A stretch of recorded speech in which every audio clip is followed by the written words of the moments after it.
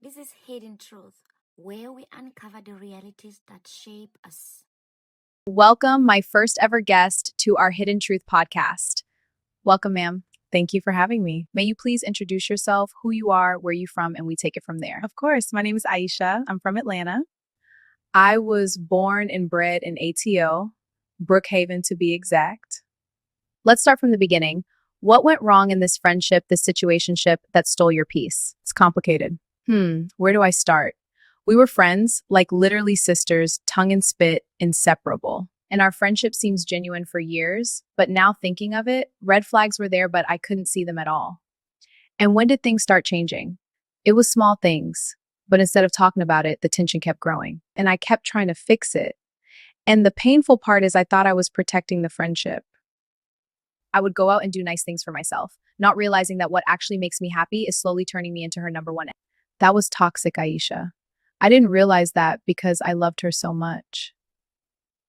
I remember including her on my family getaway, and funny, my mom warned me like, girl, this friendship is getting way too far. Next time your friend doesn't get invited, it's gonna go south. You must stop this. It's too much. And it was a joke of a vacation for us as a family because of her. All week she was sulking, complaining I was so stressed. That was a lot. It was so frustrating, but I loved her and it wasn't that bad at the time.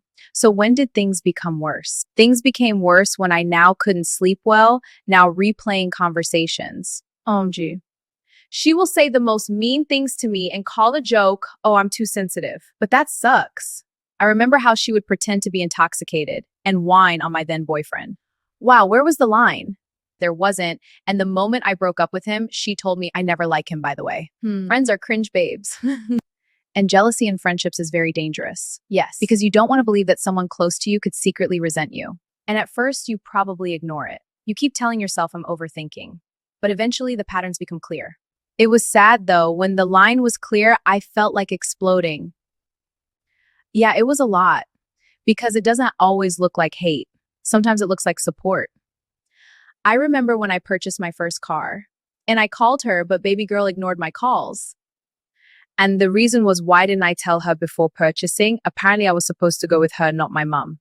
I couldn't sleep those nights. Imagine, I bought myself a car. Instead of celebrating, I'm now feeling bad because my friend will be mad. Some friendships survive on convenience, not loyalty. And the saddest part is when you finally see it clearly. And I got into an accident. I spent weeks at the healthcare. That's she became available for me. Oh my God, that was sad. She would bring large balloons and flowers, and her social media became very active. That was absurd. I got discharged from the doctor's office and she travels out of the country without a word from her. I didn't care really. I was focusing more towards getting better. I did. I became better. I found a new boyfriend. Then he became my husband and things started getting worse. Girl. The first thing she did is to tell me that she doesn't like my man. He's moving too fast. That's a red flag. She was Jay. And girl, I love that man. That's when I started realizing what makes me happy makes her sad. That's a fact.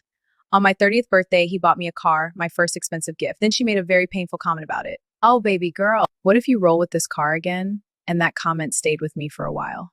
Why would one say such? I immediately called my mom and she said, Shasha, stay away from this girl. It's becoming dangerous. Yeah, facts. So a day before my big day, she called me and then said it's not too late to back off. For what? At this point, she's my maid of honor. You can just imagine how I felt when she said that. You're tough, girl. I shared all we went through with my man and he said, baby girl, you don't need to watch your wedding videos and afford to still see this lady. Delete her now. It was good to learn how toxic friendships can be. Part 2 on our next one. Bye, guys. On our brand lately, we have a lip balm, lip gloss, and we have glueless eyelashes. How nice.